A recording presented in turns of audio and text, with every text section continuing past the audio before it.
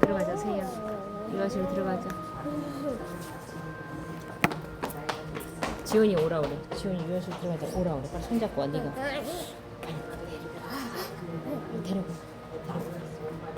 데리고 와. 빨리 데리고 와.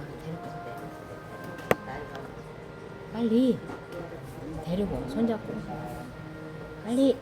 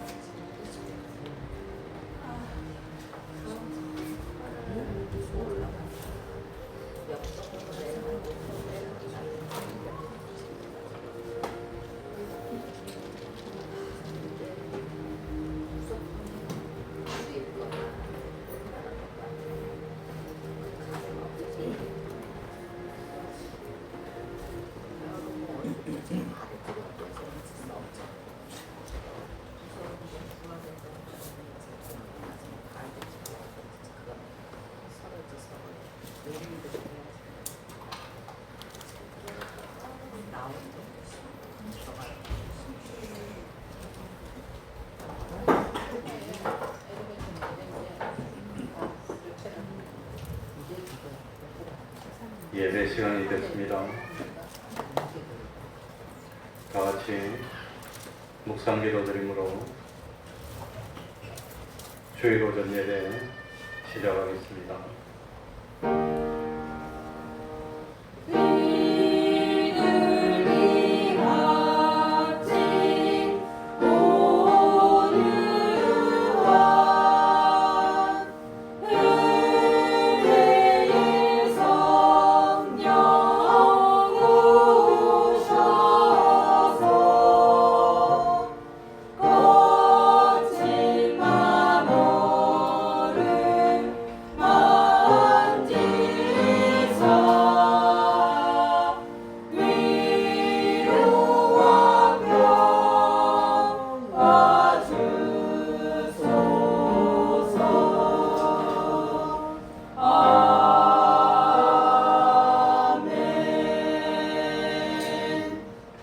하나님 아버지, 변함없이 우리를 사랑하여 주시고 오늘도 거룩한 주일을 허락하여 주시고 우리를 감동시켜 주셔서 하나님의 전으로 인도하여 주시고 하나님께 예배드릴 수 있도록 은혜 베풀어 주셨으니 참으로 감사드립니다.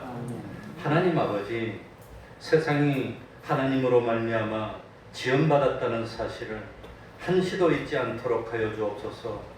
세상에는 주인이 계시고 하나님이 계시고 우리 인간은 하나님에게 지원받은 피조물이라는 사실을 잊지 않도록 하여 주옵소서. 아담 하와가 그랬던 것처럼 선악과를 먹고 피조물인 인간이지만 하나님처럼 되려고 하는 범죄를 범하는 그런 저희들이 되지 않도록 하여 주옵소서. 우리는 청지기임을 깨닫도록 하여 주시고 세상을 다 살았을 때 주인 되시는 우리 주님이 오셔서 참 주인이 주신 그것으로 어떻게 살았는지 낱낱이 셈해야 한다는 사실을 깨닫도록 하여 주시고 시간이 있을 때, 기회가 있을 때 일찍 회개하고 돌이켜서 참 주님이 주신 그 현실을 하나님의 뜻대로 살아서 우리 주님이 기뻐하시는 열매 맺는 삶을 사는 저희들이 될 수 있도록 하여 주옵소서. 총명을 허락하여 주시고 지혜를 허락하여 주셔서 어떻게 사는 것이 한 번 사는 인생을 최고로 잘 사는 것인지를 깨닫도록 하여 주셔서 지금은 기쁘고 좋고 큰 소리도 쳤지만 영원히 부끄러움을 당하는 그런 삶을 살지 않도록 하여 주시고, 지금은 많은 사람이 가지 않는 좁은 길을 가지만 외롭기도 하고 힘들기도 하지만, 그러나 마지막으로 갈수록 기쁨을 누리고 보람을 누리고 마침내 그리스도의 심판대 앞에 섰을 때는 칭찬받고 영원히 영광 중에 있을 수 있는 그런 확실한 기쁨의 길을 가는 우리 태평동교회 권속들이 다 될 수 있도록 은혜 베풀어 주옵소서. 혹시라도 이 자리에 있는 하나님의 백성 중 아직도 진실로 마음의 문을 열지 못하고 주님을 그리스도로 하나님의 아들로 영접하지 못한 그런 사람이 있다면 이 시간에 영접하는 기적이 일어날 수 있도록 하여 주시고, 믿음이 없는 자로 자기로 사는 것이 아니라 진실로 하나님을 믿는 믿음으로 세상을 살아서 세상에서도 기쁨을 누리고 영원한 하늘나라에서도 영원히 기쁨을 누릴 수 있는 저희들이 되게 하여 주옵소서. 이 시간에도 구원의 도리를 깨닫는 시간이 되게 하여 주시고, 주님의 이름으로 모인 곳곳마다 하나님의 은총이 함께하여 주시기를 바라며 예수님 이름으로 기도하옵나이다. 아멘. 다 같이 자리에서 일어나셔서 찬송가 25장입니다. 찬송가 25장입니다.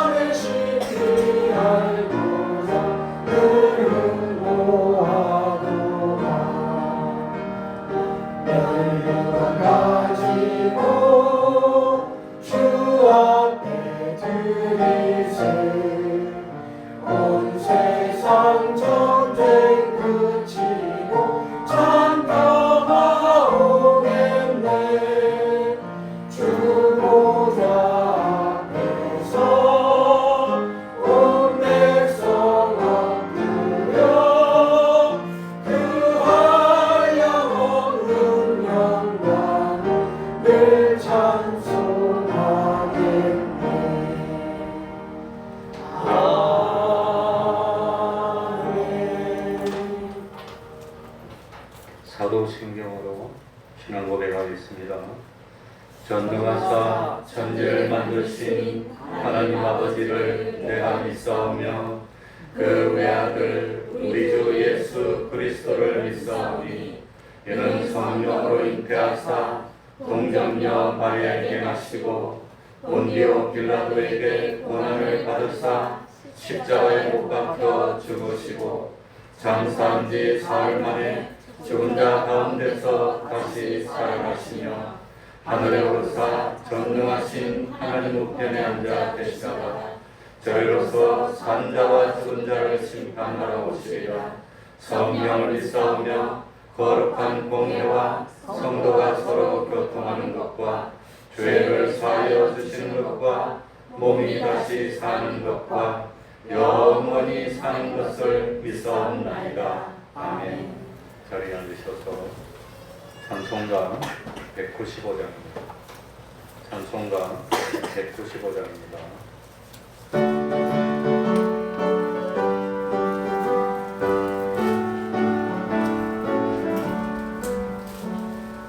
이 세상의 모든 죄를 밝히시는 주의 보혈 성자예수 그 귀한 길 찬송하고 찬송하세 주님 앞을 멀리 떠나 길을 잃고 헤맬 때에 나의 길을 따라오사 주님이 구원하셨도다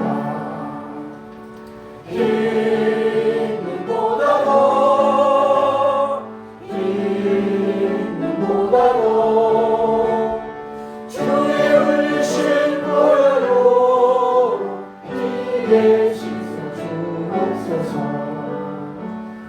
가시관을 쓰셨으니 피로 얼굴을 물드셨고 십자가의 모진 보고 나를 위해 당하셨네 말로 영영할 수 없는 구세주의 구속하신 그 은혜와 그 신사랑 찬송하고 찬송하세 힘보다도 주의 흘리신 보혈로 피에 씻어 주옵소서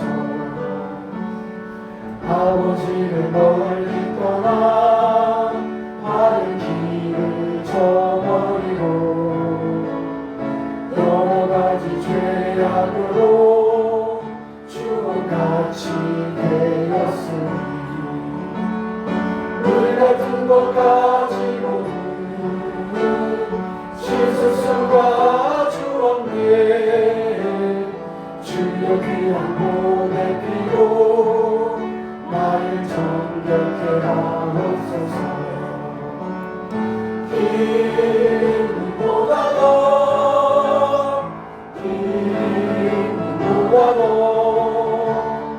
주의 흘리신 보혈로 피에 씻어 주옵소서 아멘.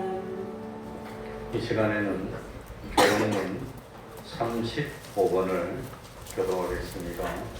교동문 35번입니다.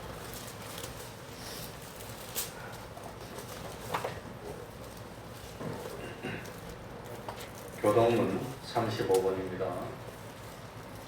혹시 에어컨 바람이 많이 차지 않는 분 불편하시면 표시해 주시면 돼. 온도를 모르겠습니다. 아니면 괴로워서. 교동문 35번 교독하겠습니다.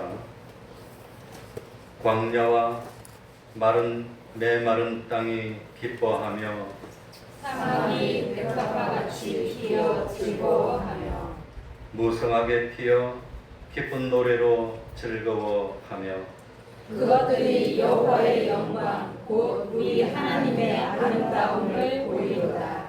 그때에 소경의 눈이 밝을 것이며 귀머거리에 귀가 열릴 것이며 그때에 저는 자는 사슴같이 뛸 것이며 벙어리의 혀는 노래하리니 이는 광야에서 물이 솟겠고 사막에서 시내가 흐를 것이니라.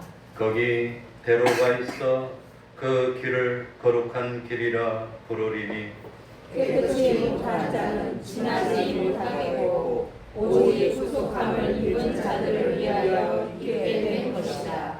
여호와의 속량함을 얻은 자들이 돌아오되 노래하며 시온에 이르러 그 머리 위에 영영한 희락을 띠고 기쁨과 즐거움을 얻으리니 슬픔과 탄식이 달아나리로다. 아멘. 이제 성가대 찬양이 있겠습니다.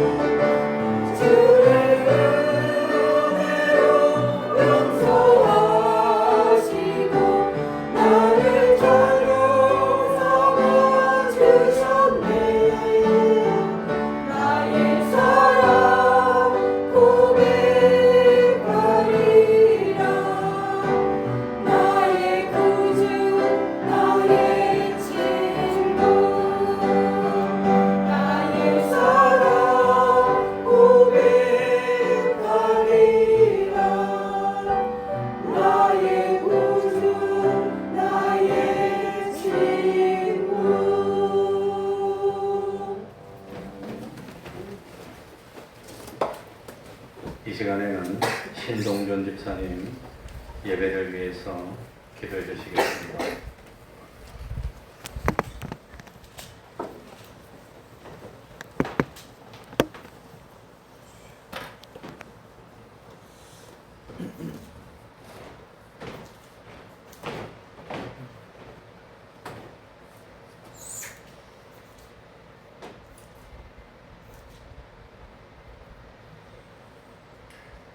사랑과 은혜가 풍성하신 하나님 아버지, 오늘도 세상의 수많은 방해와 유혹 속에서 우리의 발걸음을 주님의 전으로 인도하여 주시고 거룩한 예배의 자리로 불러주심에 진심으로 감사를 드립니다. 허물 많고 연약한 저희를 죄와 사망의 자리에서 구원하시고 주님의 보혈로 새 생명을 얻은 하나님의 자녀 삼아 주셨음을 찬양합니다. 하나님, 저희가 영적으로 어린아이의 모습에 머물러 있지 않기를 원합니다.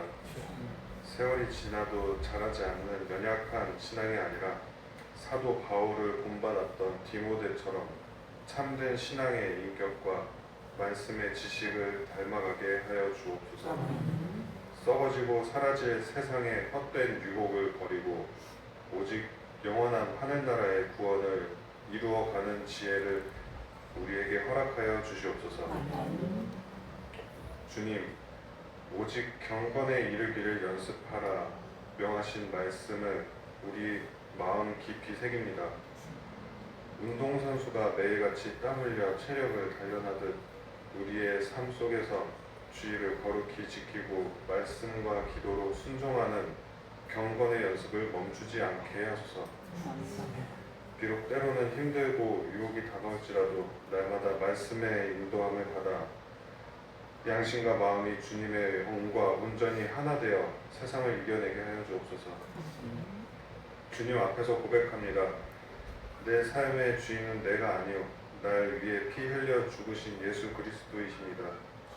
나의 욕심과 이기적인 마음을 모두 내려놓고 이제는 살아도 주를 위해 살고 죽어도 주를 위해 죽는 신실한 삶이 되게 하소서.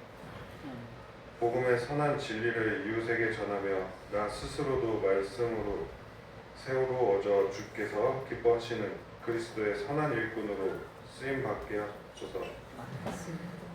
언제나 주님을 바라보는 우리에게 때를 따라 일용할 양식을 채워주시고 능력의 손길로 붙드셔서 세상 속에서 주님의 살아계심을 나타내게 하소서. 우리의 생각과 말, 삶의 인격을 통해 오직 주님만 증거하게 하시고 그리스도의 장성한 분량에 이르기까지 자라가는 은혜를 누리게 하여 주옵소서. 우리를 구원하신 우리 주 예수 그리스도의 이름으로 기도드립니다. 아멘.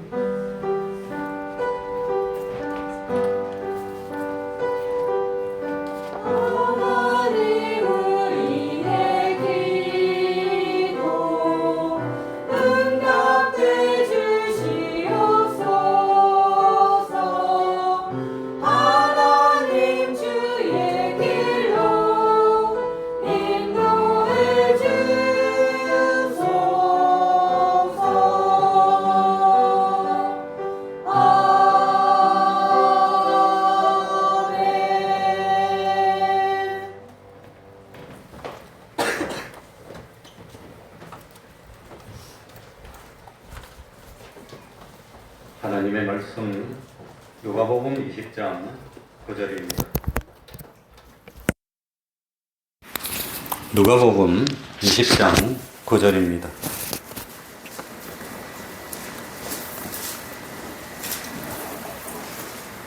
제가 읽겠습니다.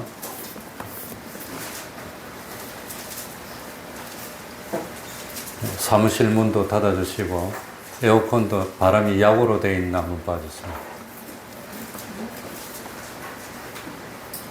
추운 사람 추우니까 혹시 일도 좀 올려도 되고. 제가 읽겠습니다. 이 비유로 백성에게 말씀하시되 한 사람이 포도원을 만들어 농부들에게 새로 주고 타국에 가서 오래 있다가 때가 이르매 포도원 소출 얼마를 바치게 하려고 한 종을 농부들에게 보내니 농부들이 종을 심히 때리고 거저 보내었거늘 다시 다른 종을 보내니 그도 심히 때리고 능욕하고 거저 보내었거늘 다시 세 번째 종을 보내니 이도 상하게 하고 내어 쫓은지라. 포도원 주인이 가로되 어찌할꼬 내 사랑하는 아들을 보내리니 저희가 혹 그는 공경하리라 하였더니 농부들이 그를 보고 서로 의논하여 가로되 이는 상속자니 죽이고 그 유업을 우리의 것으로 만들자 하고 포도원 밖에 내어 쫓아 죽였느니라. 그런즉 포도원 주인이 이 사람들을 어떻게 하겠느냐? 와서 그 농부들을 진멸하고 포도원을 다른 사람들에게 주리라 하시니 사람들이 듣고 가로되 그렇게 되지 말아지이다 하거늘 저희를 보시며 가라사대 그러면 기록된 바 건축자들의 버린 돌이 모퉁이의 머릿돌이 되었느니라 함이 어쩌미뇨? 무릇 이 돌 위에 떨어지는 자는 깨어지겠고 이 돌이 사람 위에 떨어지면 저로 가루를 만들어 흩으리라 하시니라. 서기관들과 대제사장들이 예수의 이 비유는 자기들을 가리켜 말씀하신 줄 알고 즉시 잡고자 하되 백성을 두려워하더라. 아멘.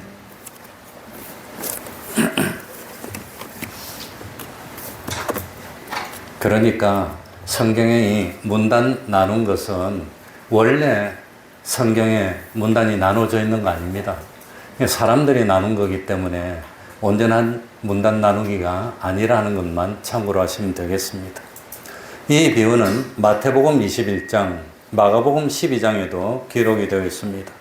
세 복음서에 다 같이 기록된 만큼 보편적이고 중요한 의미를 가진 비유입니다.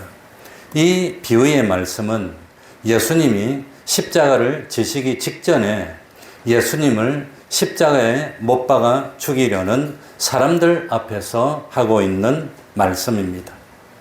특별히 이 비유의 내용은 창세기부터 요한계시록까지의 내용을 꿰뚫고 있는 성경 말씀의 요약이고 이스라엘의 역사고 온 인류의 역사를 구원적 관점에서 바라본 내용이라고 할 수 있습니다. 이 말씀 속에는 하나님이 누구신가 하는 신론이 나오고 인간은 누구인가 하는 일론도 나오고 예수님이 누구신가 하는 기독론도 나와 있고 또 하나님과 인간과의 관계는 어떻게 해야 하는가 하는 것이 나와 있습니다. 악한 포도원 농부의 비유는 2000년 전 이스라엘 사람들에게 흔히 있던 일을 배경으로 한 것입니다. 당시에는 교통수단이 발달하지 않았습니다. 통신수단도 없던 때입니다. 한번 멀리 가면은 왕래할 수 없던 그런 시절을 배경으로 하고 있습니다. 한 사람이 포도원을 만들었습니다. 마태복음에는 산울로 두르고 포도즙을 짜는 틀도 만들고 망대도 갖추었다고 되어 있습니다. 그러니까 필요한 것을 두루두루 갖춘 그런 완비한 훌륭한 포도원입니다. 그러니 짐승이나 도둑으로부터 포도원을 지키기 위해서 울타리도 만들고 멀리 바라보면서 감시할 수 있도록 망대도 만들고 생산된 포도를 가공할 수 있도록 포도즙을 짤 수 있는 틀까지 갖춘 그런 훌륭한 포도원입니다. 그리고 농부들에게 새로 주고 주인은 멀리 다른 나라로 떠났습니다. 농부들에게 충분한 시간을 줬습니다. 약속된 세를 받으려고 종을 보냈습니다. 농부들이 종을 때리고 능욕했습니다. 마지막에 아들을 보냈는데 아들도 죽여버렸습니다. 농부들이 욕심에 눈이 멀어서 주인을 배반하고 말았습니다. 그렇다면 주인이 돌아와서 어떻게 하겠느냐는 질문을 던졌습니다. 이게 비유의 내용입니다. 포도원을 만든 주인은 누구지요? 하나님이십니다. 포도원은 구약 시절의 이스라엘 나라라고 할 수도 있고 오늘날 교회라고도 할 수 있습니다. 농부들은 이스라엘 백성이라고도 할 수 있고 종교 지도자들로 범위를 좁혀서 생각할 수도 있고 오늘로 말하면 믿는 성도라고 할 수 있습니다. 주인이 보낸 종은 선지자들이고 하나님의 일꾼들입니다. 그리고 참 아들은 누구지요? 예수님입니다. 9절부터 읽어볼까요? 굉장히 심오하고도 참 우리들이 알고 있는 내용이 담겨 있습니다. 자, 9절입니다. 이 비유로 같이 읽겠습니다. 시작. 이 비유로 백성에게 말씀하시되 한 사람이 포도원을 만들어 농부들에게 새로 주고 타국에 가서 오래 있다가, 비유를 시작하게 된 동기가 1절부터 나옵니다. 예수님이 성전에서 복음을 전하는데 대제사장들과 서기관들과 장로들이 와서 무슨 권세로 복음을 전하느냐고 시비를 거는 내용으로 시작이 됩니다. 성전에서 복음을 전하는 것도 자기들의 허락을 받고 전해야 됩니까? 그러니까 예수님이 복음을 전파하는 것을 방해했습니다. 하나님이 참지 못하고 최고로 진노하시는 게 뭘까요? 구원하는 거 방해하는 겁니다. 그거보다 싫어하는 거 없습니다.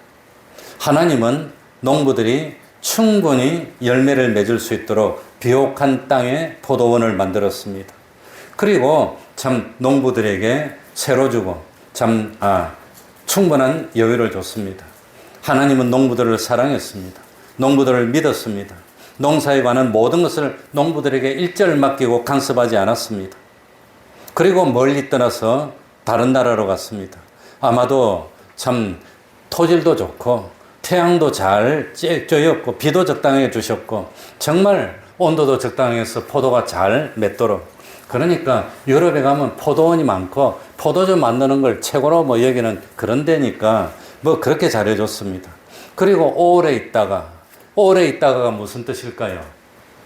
1년 지나고 2년 지나고 3년 지나고 농부들이 충분히 포도를 열어서 돈도 많이 벌고 이제는 세를 받으러 와도 그냥 너무너무 당연하고 참 충분히 여유를 줬다가 뭡니까? 오래 있다가입니다. 오래 있다가. 10절입니다. 드디어 제가 읽겠습니다. 때가 이르매 이제는 그냥 놔두면 안 됩니다. 너무 오래 놔두면 새로 든 사람이 뭐라고 착각합니까? 자기 거라고 이제 주장할 때입니다. 그러니까 때가 이르매 포도원 소출 얼마를 바치게 하려고 한 종을 농부들에게 보내니 농부들이 종을 심히 뭐하고 때리고 거저 보내었거늘. 이게 인간의 심리라고 하는 겁니다. 때가 됐습니다. 계속해서 그냥 두면 주인의 소유권이 희미해질 수 있습니다. 그래서 참 포도원 주인은 소출에 욕심이 있는 것도 아니고 농부들을 괴롭게 하려고 하는 것도 아니고 이제 그냥 놔두면 이거 참 안 될 때가 됐으니까, 그러니까 자기들이 주인이라고 주장할 그럴 때가 되니까 종을 보내가지고 많이 내놓으라고 하지도 않았습니다. 10절에 보면 포도원 소출 얼마를, 그러니까 합당하게 계약 맺은 대로 참 내도록 참 종을 보냈다고 하는 겁니다. 그러니까 처음부터 세를 내기로 약속한 것은 누구지요? 농부들 자기들이 약속했습니다. 주인이 따로 있다는 것을 상기시키기 위해서 보냈다고 하는 겁니다. 그래서 참 많이 내라고 한 것도 아닙니다. 얼마를 농부들이 감당하기 힘든 분량도 아니고 이건 착취하는 것도 아닙니다. 그 정도 세를 내는 것은 너무나 당연하고 합당합니다. 그래서 포도원 주인하고 농부들이 계약을 맺었고 계약대로 아마 몇 년 전부터 받으려도 되는데 충분히 시간을 줬다가 이제 가가지고 받으려고 종을 보냈다고 하는 겁니다. 그런데 이 종들이 이 포도원을 경작하다 보니까 포도 소출이 너무 잘 맺혀. 뭐가 생깁니까? 욕심이 생기기 시작했습니다. 그래가지고 잘 먹고 잘 살고 수입도 많고 그러니까 부유하게 되니까 욕심이 더 생겨. 요거 내 거 했으면 좋겠다. 내가 가졌으면 좋겠다는 욕심이 더 생기는 겁니다. 근데 주인은 1년, 2년, 3년이 지나도 소식이 없네. 멀리 외국에 갔다는데 아이고 잘 됐다. 이거 우리가 해야지. 요런 욕심이 생길 때 뭡니까? 자기가 주인이라는 것을 주인이 아니라는 걸 알려야 되니까 종을 보낸 겁니다. 그랬더니 이 농부들이 그동안 봐준 것만 해도 고마운데 이 감사하는 마음을 가집니까? 아니면 욕심을 가집니까? 이 사람의 심리가 잘해주면 욕심을 가지고 더 그런다는 거예요. 그래가지고 이 종을 갖다가 실컷 두들겨 폈습니다. 농부들은 농사가 잘 못 됐으니까 금년에만 좀 봐주면 안 됩니까? 하고 사정한 것도 아닙니다. 내년에는 더 열심히 하겠습니다 하고 사정하지도 않았습니다. 그저 주인이 보낸 종을 심히 그냥 잡아가지고 집단적으로 일치를 가고 구타를 했습니다. 왜 그랬을까요? 왜 그랬지요? 종을 아주 심하게 때려서 보내면 주인이 겁을 먹고 포기하지 않을까? 이거 우리 거 되지 않을까? 그런 생각으로 종을 때리고 보냈다고 하는 겁니다. 그래서 농부들은 주인의 호의를 어떻게 갚았지요? 악으로 갚았다는 거예요. 이게 인간의 보편적 잘해주면 악으로 갚아요. 막 이리 잘해줬는데 그걸 더 악으로 갚아. 그게 인간입니다. 그래서 참 주인이 세를 받아오도록 한 종을 심히 때린 것은 주인을 때린 거랑 마찬가지입니다. 주인에게 대항한 겁니다. 주인을 배반한 겁니다. 요즘 세상 사람들이 제일 불편한 게 뭐냐? 창조론을 제일 불편하게 여깁니다. 세상이 저절로 생긴 게 아니라 어떤 절대자가 있다. 그 절대자가 나를 감시하고 나중에 심판할 거야. 그거 무조건 싫다고 하는 겁니다. 그거 자체가 싫다는 겁니다. 그러면 세상이 저절로 생긴 게 아니면 어떻게, 창조돼서 생긴 게 아니면 어떻게 생겼습니까? 아직도 설명 못 해요. 그럴 것이다, 이럴 것이다, 뭐, 이럴 가능성이 있다, 뭐 그런 거지. 세상이 저절로 생겼다는 증거가 하나도 없어요. 그러니까 진화론이라는 것도 허무맹랑한 것이고, 그럴 것이다는 가설에서 생긴 거지. 그래가지고 이 발달하고 보니까 우리가 학교 다닐 때 시조새 했는데 시조새가 지금 그대로 시조새 모양 그대로 있어, 그대로. 진화 하나도 안 되고. 그게 발견되고 있어. 물고기 조상 했는데 조상이면 조상 화석이 발견되는데 나중에 가보니까 물고기 조상 그 고기 그대로 있어, 지금도. 진화 안 되고. 그런 것들이 다 발견된 거는 뭡니까? 발견돼서 지금 뭐 다 나와 있어요. 창조과학회 같은 데 가면 다 나와 있는데 그런 건 다 엎어놓고 그냥 뭐 그건 뭡니까? 창조주 있다는 것 자체가 불편한 겁니다. 그거 부인한다고 하는 겁니다. 내 자신이 어떻게 살았냐? 나중에 죽고 난 뒤에 심판대 가서 심판받아야 된다. 그 사실 자체가 싫다는 거예요.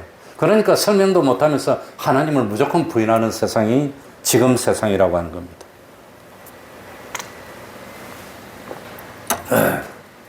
우리는 피조물이고 하나님의 것을 잠깐 맡아서 하나님의 뜻에 따라 관리하고 살아야 하는 누구지요? 청지기라는 것을 잊지 말아라고 하는 겁니다. 그래서 종을 보낸 겁니다. 너희들이 주인이 아니야. 너희들이 청지기야. 그런데 그걸 부인하고 싶은 겁니다. 그래서 11절입니다. 다시 다른 종을 보내니 그도 심히 때리고 능욕하고 거저 보내었거늘. 이번에는 심히 때린 거에 뭐 하나 더 했어요? 능욕했어요. 주인 되시는 하나님은 농부들에게 회개할 수 있는 기회를 줬습니다. 한 번 잘못했지만 내가 종을 또 보내면 어떤 악한 종이 나서가지고 그래가지고 이 부추기 가지고 그래가지고 괜히 선동을 당해서 실수했을 수도 있으니까 기회를 한 번 더 주자. 이번에 종을 잘 대접하고 세를 주면 없던 일로 하고 그냥 맡겨줄게. 그래서 종을 한 번 더 보냈다고 하는 겁니다. 다른 종을 또 보내면 농부들이 이번에는 정신을 차리고 주인에게 예를 갖추고 세를 바치면 관계를 회복될 수 있어. 우리 하나님은 뭐 하시는 하나님? 사랑해주고 참는 하나님, 참아주. 그런데 이번에는 심히 때리고 뭐까지 했어요? 아주 입에 닿지도 못할 그냥 온갖 상스러운 나쁜 말로 막 퍼부어가지고 겁을 더 줘서 보내면 이제 주인이 꼼짝도 못하고 겁이 나서 물러나지 않을까, 그런 착각을 했다고 하는 겁니다. 그러니까 농부들은 주인에게 세를 바칠 뜻이 없어, 이거 내가 먹을 거야 하는 뜻을 한 번 더 나타낸 겁니다. 한 번은 실수입니다. 두 번 똑같이 때리고 능욕하면 그건 실수입니까? 고의입니까? 그건 고의라고 하는 겁니다. 고의입니다. 고의. 한 번도 아니고 두 번 했다면 의도적으로 그런 겁니다. 어떻게 해야 됩니까? 그래도 하나님은 참았습니다. 그래도 한 번 더 기회를 줘야지, 한 번 더. 어떻게 그렇다고 그렇게 냉정하게 심판할 수가 있어? 한 번 더 기회를 주자. 그게 12절입니다. 다시 읽어볼까요? 12절 다 같이. 다시. 그러니까 우리 하나님은 얼마나 참는 하나님이신지 다시 같이 읽습니다. 시작. 다시 세 번째 종을 보내니 이도 상하게 하고 내어 쫓은지라. 그러니까 이 악한 사람들은 기회를 주고 또 줘도 근본적으로 뭐 할 생각이 없다? 회개할 생각이 없어. 그러니까 저도 겪어봤는데 정말로 잘못된 걸 딱 지적하니까 화를 팍 내더라고요. 화를 내더라고. 집사님이 예전에는 수요일도 오시고 가끔 새벽도 오고 하는데 요즘은 통 그냥 안 오는데 어떻게 된 겁니까? 그러니까 요새 뭐 어쩌고 그게 화를 팍 내더라고요. 잘못하면 목사 두들겨 맞겠어, 집사한테. 말 안 해야지, 다음부터는. 그러고 다음부터 말 못 했어요. 그러니까, 왜 그럽니까? 뻔히 알고 있는데. 그리고 어떤 다른 사람들이 나한테 정보를 줘서 이런 일이 있습니다. 그걸 확인해 보려고 가가지고 이런 일이 있었다는데요. 그러니까 눈을 그냥 부릅뜨고 그러더라고요. 그래서, 아이고, 잘못하면 이 목사 뺨 따고 맞겠구나. 우리 태평동 교회에서 일어난 일입니다. 실화입니다. 큰일 나겠구나. 잘못하면 큰일 나겠구나. 그러니까 이 농부들은 처음부터 뭡니까? 회개할 생각이 없고 주인이 잘해주면은 거기에다 감사하고 이 참 고마워하는 것이 아니라 주인이 잘해주고 호의를 베풀어주고 양보하면 주인을 뭐해요? 야빠요. 세상은 그런 세상. 더 얕본다는. 그러니까 그냥 뭐 더 심하게 하고 그런다고 하는 겁니다. 그러니까 손해를 당하고 뭐 참 불이익을 당하고 참고 감사 괜찮다 이러면 저 사람 무리네. 그 다음부터 바른 겁니다. 얕본다고 하는 겁니다. 우리 주님은 그래도 또 참는 겁니다. 3번 그랬는데 또 참아.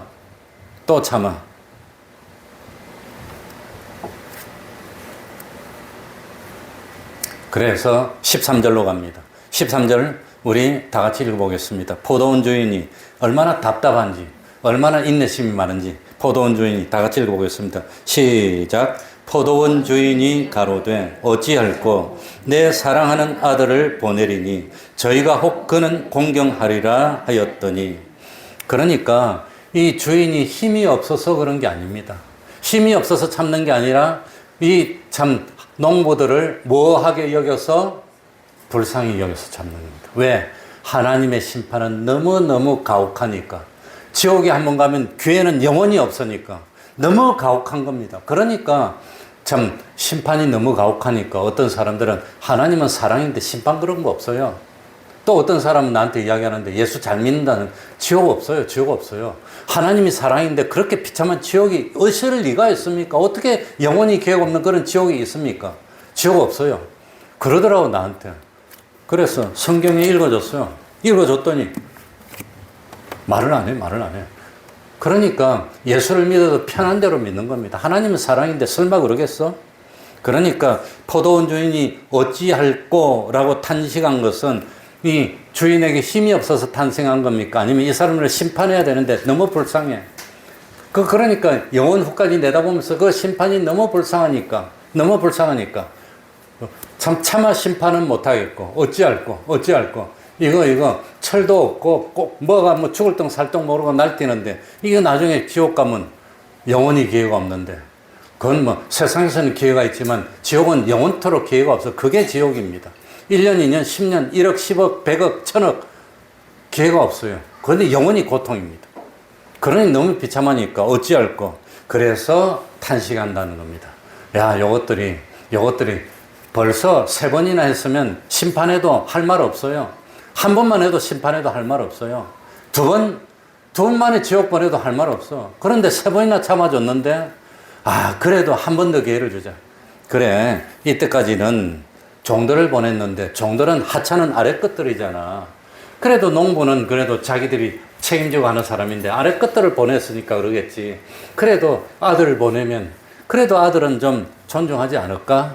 이제는 종을 보내지 말고 참 아버지를 대를 이어서 왕이 될 영원한 주인이 될 아들을 보내면 그 아들은 설마 참 존중하겠지. 그래도 아들인데. 그래서 이번에는 아들을 보내면 참 이 아들은 아버지의 권세와 소유를 다 물려받을 아들이고 영원인 아버지의 지혜를 물리받을 아들이고 아버지의 대리자니까 그래도 예의를 갖추고 또 공경해서 세를 바치겠지. 그래도 아들을 보냈다는 것은 그래도 참 할 만큼 한 거 아니냐. 그래서 3번이나 종들을 두드리 패고 그래 보냈지만 아들은 잘 대해주겠지. 마지막으로 한 번만 더 참고 결정적으로 이번에는 아들을 보내기로 했습니다. 14절입니다. 농부들이 그를 보고 서로 언언하여, 이제는 농부들이 짜고 단합했습니다. 똘똘 뭉쳐서 언언하여서 가로되 이는 누구니? 상속자니 뭐하자? 죽이고 그 유업을 누구 것으로 만들자? 우리의 것으로. 이제는 농부들의 본심이 드러난 겁니다. 야, 아들만 죽이면 우리 차지가 될 거야. 아들만 죽이면 될 거야. 누가 그랬지요? 누가 그랬지요? 아들만 죽이면 자기 세상이 된다고 생각한 사람 누구지요? 생각한 존재가 사탄입니다. 사탄. 사탄은 예수님만 십자가에 못 박아 죽이면 끝나고 자기 세상이 될 줄 알았으니까 이 농부들이 하는 말은 누가 하는 말하고 똑같아요? 사탄이 하는 말하고 똑같아요. 이 농부들이 짓는 죄는 누가 지은 죄하고 똑같아요? 에덴 동산에서 누가 지었어요? 예, 우리도 누구처럼 될 수 있어? 하나님처럼 될 수 있어. 우리도 하나님하고 맞먹을 수 있어. 한 그 죄하고 똑같은 죄라고 하는 겁니다.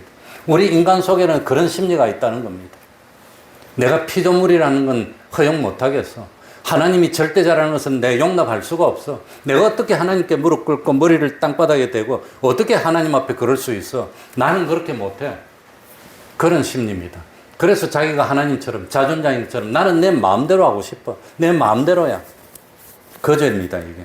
그래서 이번에는 참 아들을 보내면 그렇게 했는데 세상에 지금 예수님이 누구 앞에서 이 비유를 말하지요? 자기를 십자가에 못 박는 대제사장들, 서기관들, 장로들 앞에서 너희들이 날 죽일 거라는 그 말을 하는 겁니다, 지금. 실제로 죽였고. 그러니까 이 참 아들을 죽이려고 하는 이유가 뭐냐? 자기가 주인이 되겠다는 겁니다. 피조물이지만 자기가 누구처럼 되겠다는 거지요? 창조주처럼 하나님처럼 되겠다. 하나님에게 대드는 겁니다. 그런데 사실은 우리 인간이 하나님처럼 될 수 있는 방법이 있습니다. 그게 뭘까요? 우리 인간이 하나님처럼 될 수 있는 방법이 뭐지요? 요한복음 1장에 영접하는 자, 그 아들을 믿는 자에게는 하나님의 누가 되는 권세? 아들이 되는 권세. 아들은 아버지처럼 되는 거예요. 아들 삼아준다는 것은 아버지의 모든 권한을 다 준다는 뜻입니다.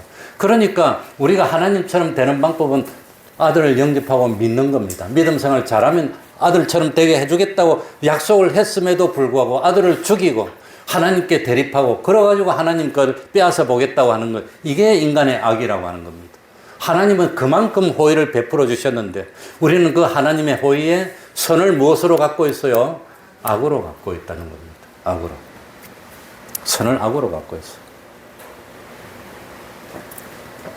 그게 바로 이 악한 포도원 농부의 비유 속에 숨어 있는 뜻이고, 그게 오늘 인간의 역사입니다. 인류의 역사를 보면 하나님이 우리를 구원하려고 선지자를 보내고 또 보내고 또 보내고 마지막엔 아들까지 보냈는데 그 아들을 십자가에 때려 못 박아 죽였다고 하는 겁니다. 그런데 그 아들은 죽으면서 자기를 십자가에 못 박는 사람을 용서해 달라고 사랑으로 피를 뿌리고 죽었습니다. 그게 구속사라 하는 겁니다. 하나님이 인류를 구원하는 역사. 그러니까 참 피조물이지만 우리가 진정 주님을 믿고 주님을 온전히 믿어서 잘 되면 하나님의 아들이 돼서 영생할 수 있고 영원히 살 수 있고 영원히 하나님처럼 누릴 수 있는데 그 길을 하나님이 열어주셨는데 그걸 부인하고 대항하고 아들을 죽이는 겁니다. 그러니까 하나님이 종들을 3번 보내고 아들을 보냈다는 것은 우리가 뭡니까? 우리가 피조물입니다. 이 땅 주인이 우리가 아닙니다. 하나님이 주인입니다. 하나님이 주인이라는 것을 인정하라고 하는 겁니다. 하나님이 주인이라고. 하나님이 우리의 주인입니다 하는 걸 인정하는 방법이 뭐지요? 인정하는 방법이 뭐지요? 그게 11조를 내는 겁니다. 11조가 뭐지요? 수입의 10분의 1이 하나님의 것입니다. 하는 그거 아닙니다. 수입의 10분의 10 전부 다가 하나님의 것입니다. 내 몸도 하나님의 것입니다. 내 마음도 하나님의 것입니다. 이 세상 모든 것이 하나님의 것입니다. 하는 것을 인정하는 방법이 뭐지요? 그게 수입의 10분의 1을 내는 겁니다. 그래, 전부 다 하나님의 것이지만 수입의 10분의 1만 내면 나머지 10분의 9는 너 마음대로 써도 돼. 이게 뭡니까? 세를 바치라고 하는 겁니다. 근데 그거 바치기 싫다는 거예요. 그거 바치기 싫고 내가 주인 되겠다고 하는 게 뭡니까? 11조를 안 내고 종도를 죽이는 겁니다. 그리고 주일마다 나와서 예배 드리는 건 뭐지요? 일주일이 몇 시간입니까? 하루에 24시간, 일주일은 168시간. 168시간 중에 1시간 예배 드리는 건데 그 1시간을 정성도 없이 형식적으로 드리면 하나님이 받으시겠냐고 하는 겁니다. 그 1시간을. 그 1시간 예배 드리는 방법, 이유가 뭐냐? 나는 피조물이고 하나님이 주인이십니다는 걸 인정하는 예식이 예배라고 하는 겁니다. 이 예배 드리는 겁니다. 그러니까 하나님이 계시고 하나님은 창조주시고 하나님은 주권자시고 하나님은 심판주시고 하나님은 모든 것의 주인이시고 우리는 하나님의 청직입니다 하는 것을 인정하도록 선지자를 보냈는데 이 왕들이 힘 있는 사람이 선지자를 때려 죽이는 겁니다. 바른 소리 하니까 때려 죽입니다. 예레미야가 바른 소리 하니까 굴 속에 집어넣어버립니다. 그게 인간의 역사입니다. 죽이고 부인하고 그래서 마지막으로 참 하나님의 아들인 독생자 예수님을 세상에 보냈는데 그랬는데 참 이 예수님에 대해서 누구보다도 잘 알고 있던 대제사장들, 서기관들, 율법사들, 장로들 신앙이 좋기 때문에 저분이 예수님이라는 걸 알고 있어요. 양심적으로. 그러면서도 부인하고 때려 죽이는 겁니다. 왜? 자기가 주인이 되려고. 그래서 자기를 죽이려고 하는 대제사장들, 장로들, 서기관들 앞에 모아놓고 예수님이 이 비유를 하니까 이 머리 좋은 사람들이 이건 누구 보고 하는 말이다? 자기들 보고 하는 말이라는 걸 알까요? 모를까요? 15절 보세요. 15절, 16절, 17절에 보세요. 아니, 17절이 아니네.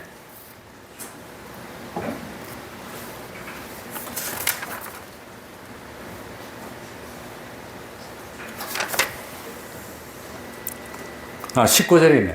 오늘 19절에 보니까 그래서 19절까지 내가 읽었습니다. 서기관들과 대제사장들이 예수의 비유는 누구를 가리켜 하는 말씀인 줄 알고 자기들을 가리키는 말씀인 줄 알고 즉시 잡고자 하나 누가 두려웠어? 백성이 두려웠어. 다른 사람 눈치 때문에. 그러니까 서기관들이 이 머리가 나쁜 사람들이 아닙니다. 이 서기관들은 이 연구를 많이 해서 성경을 다 알고 이 사람이 예수라는 걸 알면서도 양심을 속여 때려 죽이는 그런 일을 했, 대대장들로 그래. 15절로 갑니다. 포도원 밖으로 내어 쫓아 죽였느니라. 그런즉 포도원 주인이 이 사람들을 어떻게 하겠느냐. 그러니까 서기관들 보고 그 아들을 때려 죽였느니라. 그러면 너희들은 주인이 너희들에게 어떻게 하겠느냐. 그러면서 자기를 죽이려고 이미 모의를 하고 있고 자기를 죽이려고 계산하고 있는 그 사람들 보고 이 비유를 하니까 뻔히 다 알잖아요. 뻔히 다 알잖아요. 16절에 와서 그 농부들을 진멸하고 포도원을 다른 사람들에게 주리라 하시니 사람들이 듣고 가로되 그렇게 되지 말아지이다.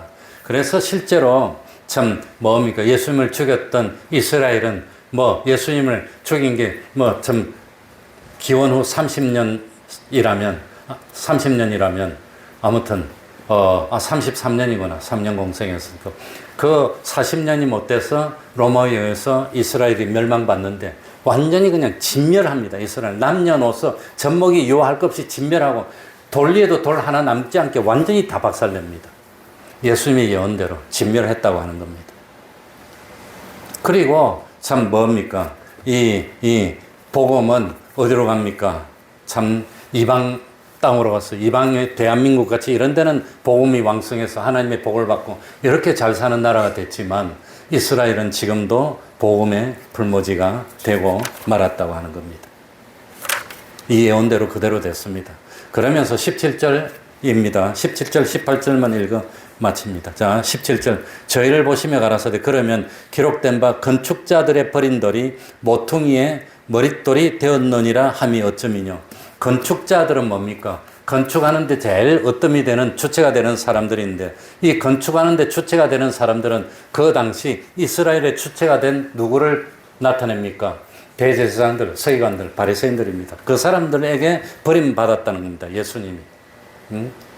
그런데 결국은 모퉁이의 머릿돌, 모퉁이는 건축하는데 제일 중요한 이 모퉁이, 거기에 머릿돌이 예수님이 되셨다고. 너희들은 예수님을 부인하고 죽였지만 세상을 구원하는데 예수님이 참 모퉁이 돌처럼 됐다고 하는 겁니다.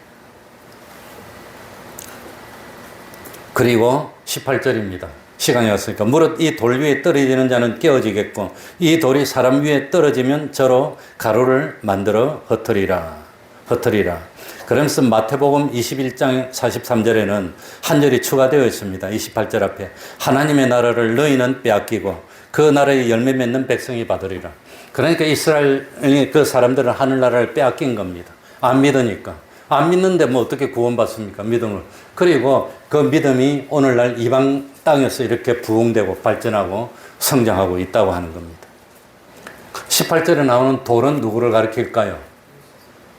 건축자들의 버린 돌. 17절에 이 돌이 누굽니까? 누구지요? 예수님입니다. 예수님. 그러니까 이 돌 위에 떨어지는 자, 이 돌 위에 그 사람들이 떨어지면 이건 뭡니까? 이 돌 위에 예수님을 대항하는 사람들입니다. 예수님을 대항하는 사람들은 다 깨어지고 박살나지 그 사람들이 성공 못한다는 겁니다. 이 돌 위 그 사람들이 떨어지면 예수님의 심판이 오면은 그 사람들은 다 끝나는 겁니다. 가루를 만들어 버린다고 합니다. 그리고 마지막에 19절 읽고 마치겠습니다. 19절입니다. 서기관들과 시작. 서기관들과 대제사장들이 예수의 이 비유는 자기들을 가리켜 말씀하시는 줄 알고 적시 잡고자 하되 백성을 그러니까 이 사람들은 누구 눈치만 봅니까? 다른 사람들이 좋아하나 안 좋아하나 인기만 보고 백성들에게 참 마음을 얻는 그것만 신경 쓰지 누구는 신경 안 써요? 하나님 신경 안 쓴다고 하는 겁니다. 그러니까 결론은 우리는 악한 포도원 농부가 되지 맙시다. 착하고 선한 농부가 돼서 때를 따라서 참 먹을 것을 양식을 나눠주는 그런 농부가 되자고 하는 것이 오늘의 결론입니다. 그러니까 우리는 그런 사람처럼 되지 맙시다. 하나님 앞에 잘못한 것이 있으면 다 빨리빨리 회개하고 돌이키고 우리는 주인입니까? 청직입니까? 우리는 참 포도원에 세를 들어서 이 뭡니까? 하나님 주인에게 세를 바쳐야 되는 사람이라는 걸 잊지 말고 우리가 마지막에는 심판대 앞에 선다는 걸 잊지 말고 하나님이 계시다는 걸 인정하고 그리고 참 기회가 있을 때 참 선한 사업에 부한 우리들이 되게 해달라고 통성으로 기도드리겠습니다.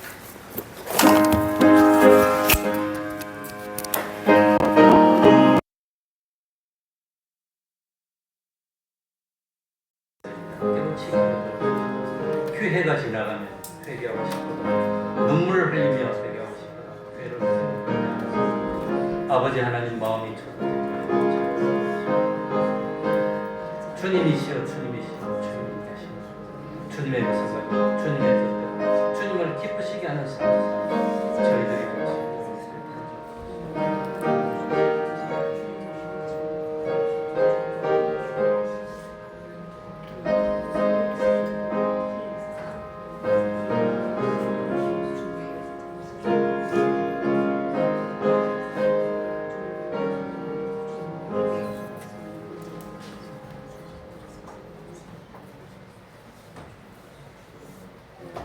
찬송 올리겠습니다. 찬송가 541장입니다.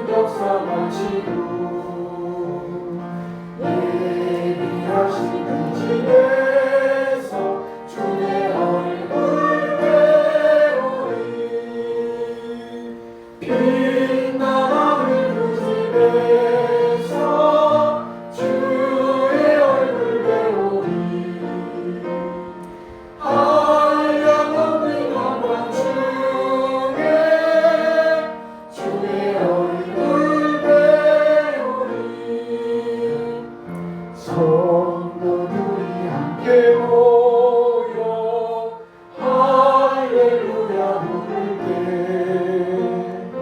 나도 기쁜 마음으로 환하여 부르리 빛나 하늘 그 집에서 주의 얼굴 배우리 한량없는 영광 중에 주의 얼굴 배우리 이 세상에 사는 동안 주의 이름 쓰고 성을 장막당할 때에 주의 얼굴 배우리 빛나는 그 집에서 주의 얼굴 배우리 한량없는 영광 중에 주의 얼굴 배우리 71장 1절 찬송하면서 하나님께 헌금드리겠습니다.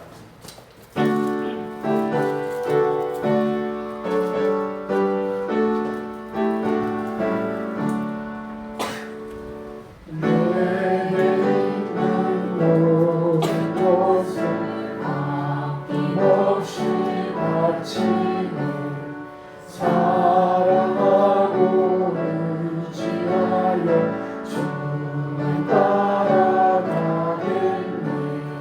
주께 드리네 주께 드리네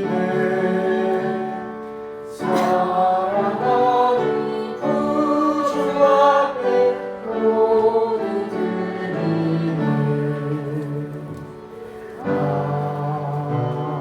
아멘 무도의 가운데서도 사명 감당케 하시니 감사합니다. 수리 감사합니다. 휴가 중에도 동행해 주셔서 감사합니다. 손녀와 손주와 재미있는 시간 주시는 은혜 감사드립니다. 범사에 감사합니다. 범사에 감사합니다. 범사에 감사합니다. 은혜에 하나님 감사를 드립니다. 기도하겠습니다. 하나님 아버지 불러주셔서 감사드립니다. 또 하나님께 예물을 드릴 수 있도록 은혜 베풀어 주셨으니 또한 감사드립니다. 우리의 마음을 드리고 우리의 정성을 드립니다. 뜻과 마음을 살피시는 주님이 우리의 정성을 받으시고 세상에 아주 좋은 것들로 충만히 채워주시고 하늘나라에 신령한 것으로 완전히 넘치게 채워주셔서 부족함이 없는 저희들이 되게 해주시고 항상 감사하며 주인 되신 하나님 앞에 나갈 것을 생각하고 준비하여서 때가 왔을 때 마침내 기쁨으로 하나님 앞에 설 수 있는 후회 없는 삶을 사는 저희들이 될 수 있도록 은혜 베풀어 주시옵소서. 예수님 이름으로 기도하옵나이다. 아멘.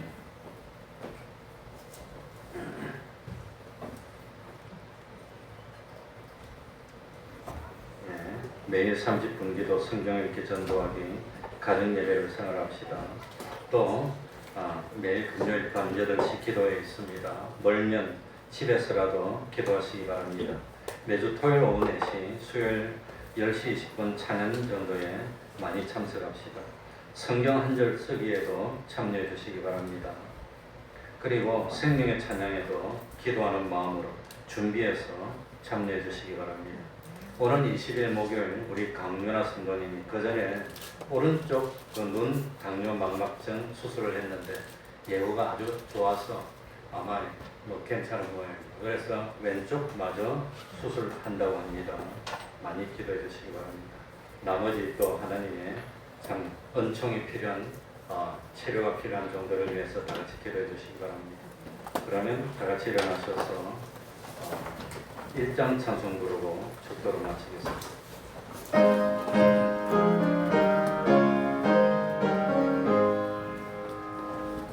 만복의 근원 하나님 온 백성 찬송 드리고 저 천사여 찬송하며